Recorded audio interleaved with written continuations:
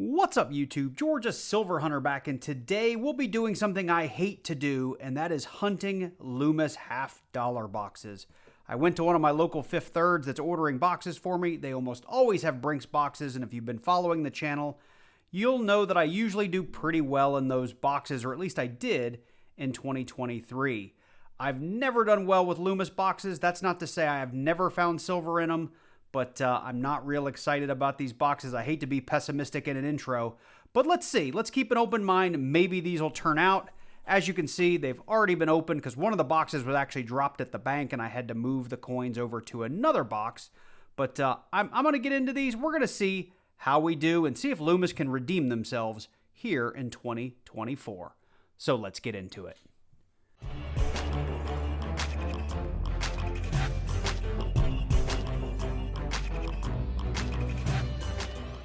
So before we get started, a quick update here based on my last silver hunt. I did really well. We've added all that silver to the treasure chest, including that 1925 Stone Mountain that we've flipped up and thrown in here. So we're starting to fill up already here by the end of January. Starting to look pretty nice in there.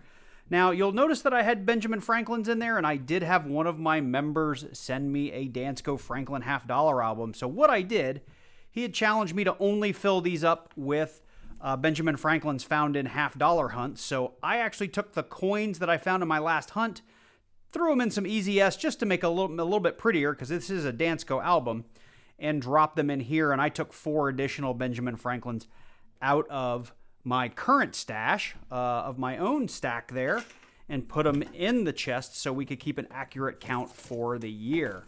So with that, like we normally do, let's go ahead and get a couple 5 or 10 rolls open here on camera and see how these Loomis rolls are looking. Now, I have heard in the comments, especially after my last half-dollar hunt, that there's still a lot of you out there getting boxes every week, and for weeks and weeks on end, you guys have been getting the never-ending run of 2023 brand new boxes of coins. And I'll say, it happens. It happened to me last year with, I think, 2021s. They started rolling through Atlanta. I got 6 boxes in a row that way. It happens to us all. I want to say Silver Seeker a few years ago went like 46 boxes in a row of nothing but, I think it was 2021s at the time.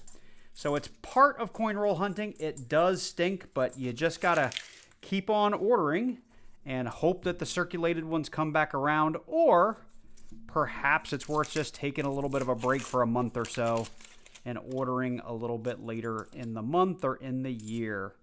So anyway, if you're new to coin roll hunting, what I'm doing right here is it's called edge hunting. We're looking for silver just by the edges of the coins. Your silver coins are going to be 1965 to 1970. Those are 40% silver. The 90% silver coins start in 1964 and earlier.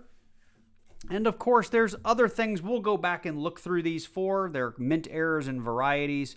And I have a document in the description down below that outlines all of the coins that I look for. And I've recently added the Strike It Rich with Pocket Change book to my search list.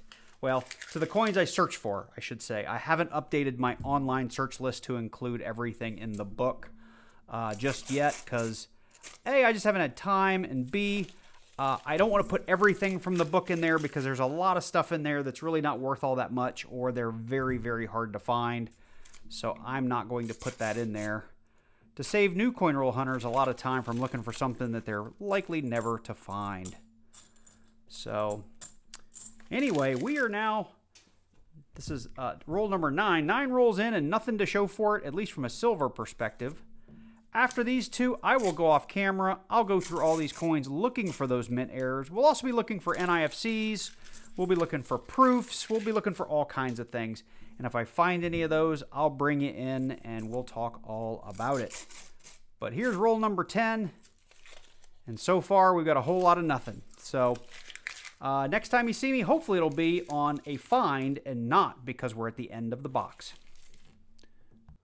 So I'm stopping here on roll number 16, and I believe the impossible has happened.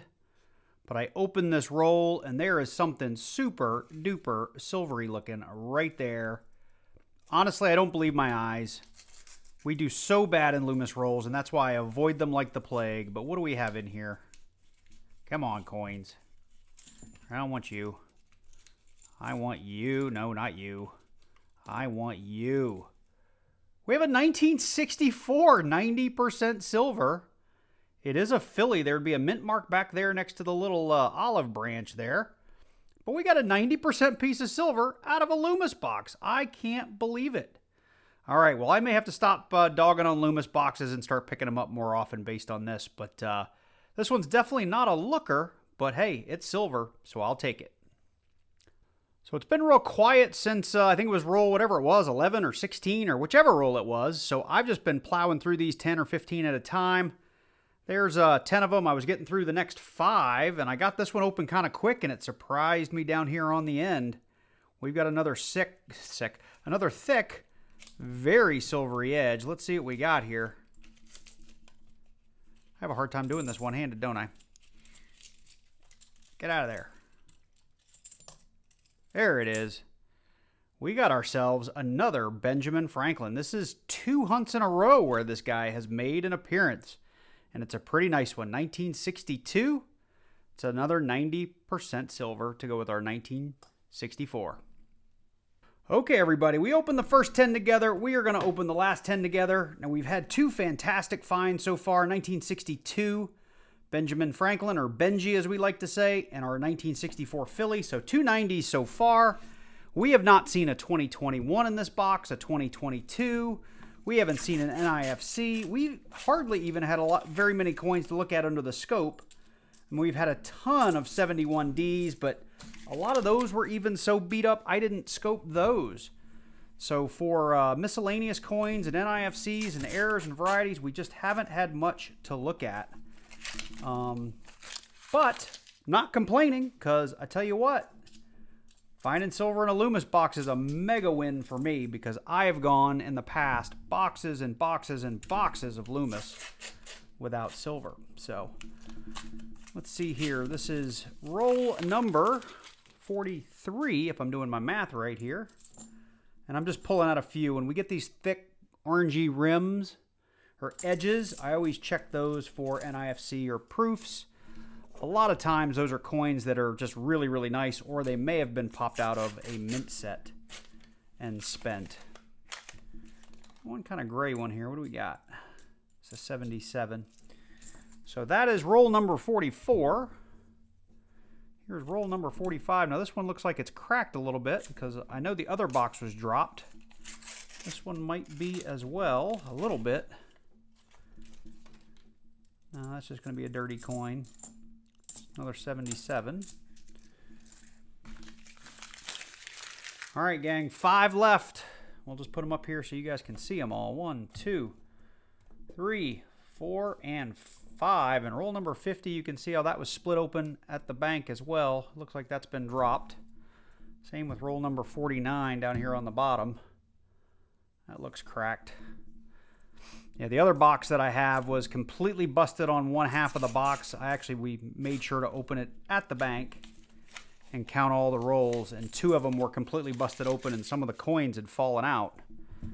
So it does happen from time to time.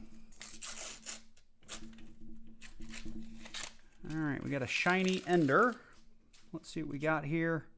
2015, our first NIFC on the box, and it came in roll number 47. It's a Denver. It's not in great shape, but we'll put it up there to hang on to.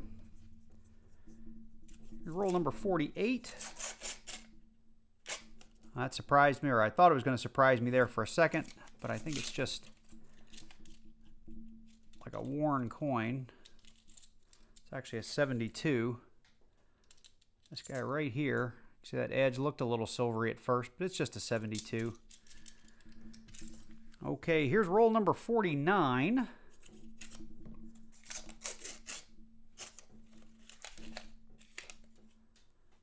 One shiny right there, 1981. And roll number 50. These would just fall out if I rip the end off of that. And we have, let's look, nothing in roll number 50. All right, well, the last 10 rolls were a bust. I'll go back, well, it's a bust except for our NIFC. I'll go back through looking for those errors and varieties.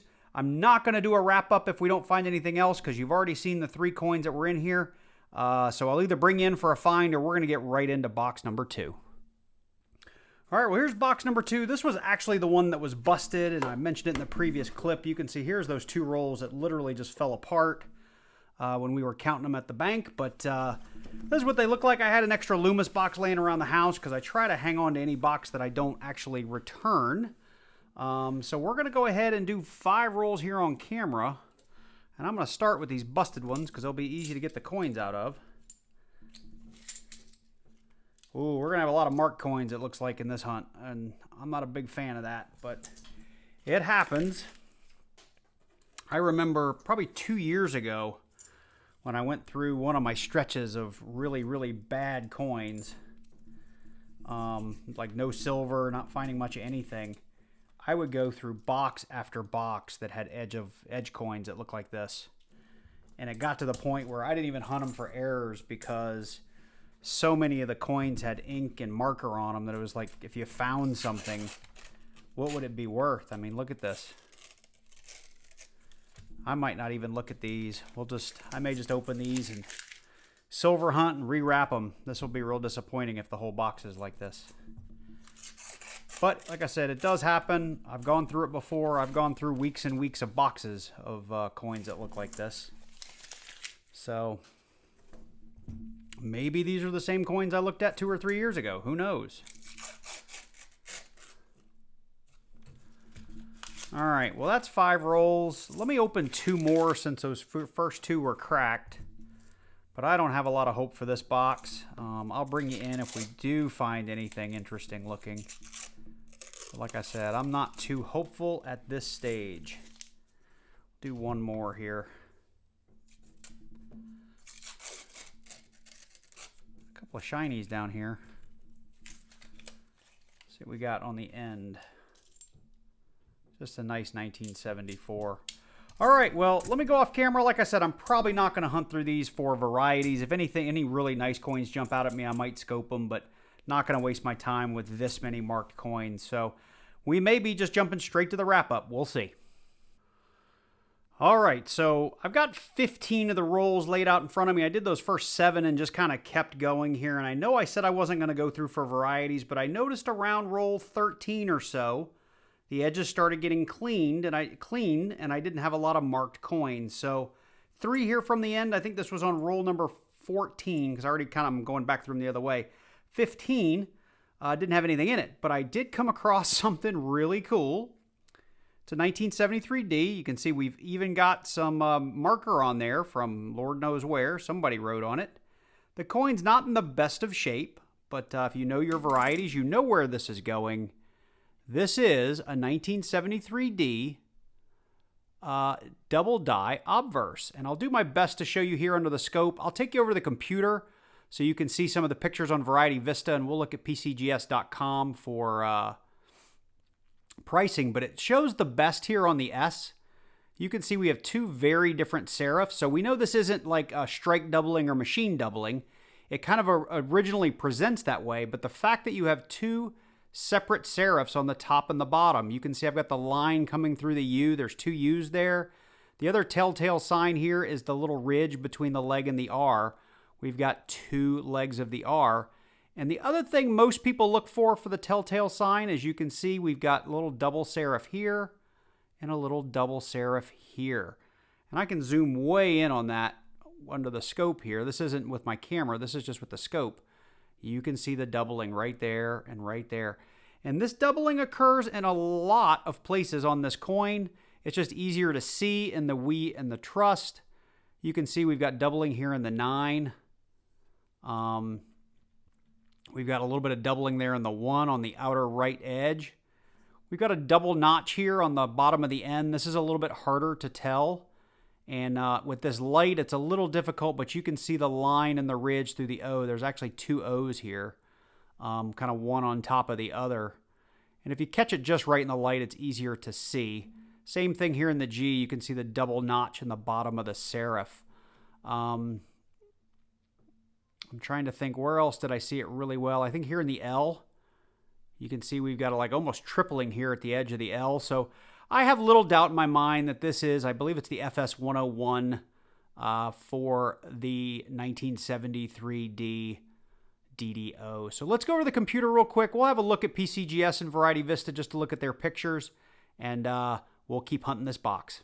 Okay, well, the first thing we're going to do is head on over here to varietyvista.com. There's the URL, varietyvista.com. It is a great website if you were trying to look up and see pictures of all the various double dies that Variety Vista has recognized. And they've cataloged a lot more double dies, both DDOs and DDRs, than you're going to find in the Strike It Rich book or even on PCGS. They have their own little service that they run to validate double dies and repunch mint marks for that matter. But we're going to drill in there to Kennedy's, DDOs, and the 1973D. And you'll see there's all kinds. There's 6 DDOs that they have cataloged on their site. The main one is the FS-101. And you'll see here strong spread on all lettering and date. And I showed you on mine. You could see it less over here, but you could see the double serif on the L. My spread on the I and the B and the E and the R and the T was lighter than this, and in some ways even harder to see. But you can see the little double notch on the N that I called out, the little double notch on the G that I called out. And theirs is a little more pronounced because it's just a nicer coin. But there's that double leg and the R of trust, and the S is the telltale sign right there. My S looked just like that one. My 9 looked like that one. And of course the 3 that I pointed out, the little notch here. And mine even had the little notch there. And I think I had that ridge on the outside. So I have no doubt that this is the 1973D FS-101. Now, if we want to go over to PCGS and look at sort of what a book price would be for a graded version of this coin, go to PCGS.com, click on Price Guide. You can then drill down in here to $50. Go to Kennedy's. And we want to find the 1973D. And anywhere you see a little plus mark next to it, that means there's other versions of the coin. And there is our 73D DDO FS-101. And these are like sold or auction prices for these coins in the specific grades. And the grades are up here on the top. So we're going to drill in because then we'll see a nice picture of this thing. Again, I have no illusions that I have a super high grade coin. So we're just going to look at this as an academic exercise. You know, I don't have an AU coin, but they're saying if we had an AU 55, it's about a $32 coin in graded state. Of course, if you want to see what people are actually paying for it, you can head on over to eBay and look it up and see what recent sales are. I think my coin would be probably closer down here in maybe the 20 to 30 grade range. If I were being honest with myself, of course, I would want it to grade higher than that, but I would look at it as probably about an $18 coin. Let me see here. Let's look on eBay really quickly. 1973 DDO FS-101. We'll give this a quick look. I mean, here's somebody who wants $150, $275. Now, these people are all crazy because they're saying they have a Gem BU one. No one's going to offer them any money on that. Let's head on over here to sold. So, you know, I would want to look at these coins to see how mine were. But as, you know, like PCGS said, $18, $12.99, $15.99. I would throw my coin on here for about these prices just to see if I could get a bite at about these prices. So I would look at 18, 13, 15. I'd probably price it around $14 and then see if I could get a bite. Anyway, let's get back to the hunt. Well, guys, that does it for box number 2. It worked out as expected. I only ended up really hunting about a third of the box because there were so many marked coins in there. And if like 75 or 80% of the coins had edge markings, I just skipped it. But like I said, there were about a third that I looked through, and I'm glad I did. I did come across one other kind of interesting $50 that I'll probably hang on to. It's a 1984 Philly, just counterstamped with a 2020. It looks like an ABD Loves SLS or something like that. I'm not sure who would have done that, but it's just kind of neat. So, I don't know. I'll hang on to it at least for a little bit. Of course, finding this DDO is cool. I don't find a lot of 1973 double die obverses, and I brought you on the computer and showed you what that was all about. So something I'll definitely be hanging on to. A little easy est or maybe a little acetone will get rid of that marker on there. Probably not nice enough to send in and get graded or anything, but but something that I'll hang on to and leave in the collection. Of course, we were super excited in box number 1 to get a little 90% silver because, as I said in the opener, I don't see a lot of silver in Loomis, so this redeems them a little bit in my eyes. So maybe next time I come across some boxes, I won't be so upset when I have to carry them home. But pretty cool here. This was checked for the double die obverse, and this was checked for the Bugs Bunny. We don't have any varieties on those. I will throw the current melt price of these up on the screen so you can see what these would be worth in silver value based on the date of me publishing this video. So anyway, with that, I hope you enjoyed this one. I know I did. I always enjoy getting to hunt some half dollars. If you did, let me know by dropping down below. Click on that like button and leave me a comment. And if you're new to the channel, or if you're an old friend of the channel and you haven't hit that subscribe button yet, if you wouldn't mind, go ahead and click that thing right now. Click that little bell and select all so you get notified each and every time I release a new video. Special shout out to all my channel members. Thank you guys for supporting the channel each and every month. One of the main benefits you get as a member is that you do get all my videos early. Now, sometimes it's only a few hours, sometimes it's a day or two in advance, but you members will get to see this thing before anybody else. So with that said, you guys take care, and I look forward to seeing you. Oh, wait, I can't say that yet. We got one last thing we got to do. Look at me scratching up my silver. So what I'm going to do is, this is actually going to fill a hole in my Dansko album. So I'm going to put it in here just for show, but I'll take it out. I promise I'll stuff it in my Dansko, and we're going to throw this 64 in there too. So with that now, you guys take care, and I look forward to seeing you in the next one.